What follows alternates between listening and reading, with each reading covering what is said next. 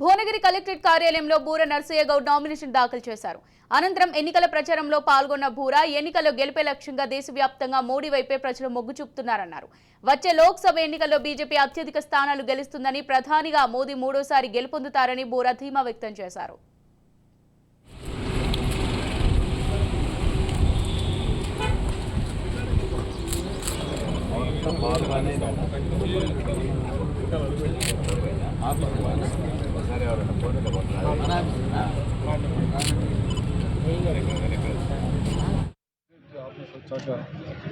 నా యొక్క పాత స్నేహితులు గుర్తొస్తున్నాయి. నా హయాంలోనే ఈ యొక్క కలెక్టరేట్ ఆఫీసు నిర్మాణం చేయడం జరిగింది.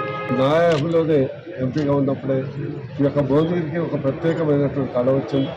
పిఎంసీ కానీ, కేంద్రీయ విద్యాలయం కానీ, కలెక్టరేట్ ఆఫీస్ కానీ, కొత్త జిల్లా ఏర్పడటం కానీ, అండర్ పాస్ ఏర్పడటం కానీ, ఎంఎంటీఎస్ రావటం కానీ ఇవన్నీ జరిగాయి. కానీ గతంలో నేను ఇక్కడ ఎంపీ ఉన్నప్పుడు ఈ ఆఫీస్ ఓపెన్ చేసినప్పుడు అప్పటి కలెక్టర్ కూడా సూచించడం జరిగింది. నేను 10 లక్షల రూపాయలు ఇస్తాను ఒక క్యాఫ్టేరియా, ఎందుకంటే వచ్చిపోయిన వాళ్లకు భోజన సదుపాయం లేదు. అప్పుడు నేను ఎందుకో ఒకసారి లాస్ట్ మినిట్ కాబట్టి కార్యరూపం దాల్చలేదు. మీ అందరి ఆశీస్సులతో, మీడియా పర్సన్ సపోర్ట్తో, ప్రజల ఆశీస్సులతో ఈసారి ఎంపీ అయినాక ఖచ్చితంగా అవుతుంది నమ్మకం ఉంది. ఎలాంటి డౌట్ లేదు. అక్కడ మోడీ గారు ప్రధానమంత్రి కావడం ఖాయం. ఇక్కడ మా యొక్క ప్రజల ఓటర్ల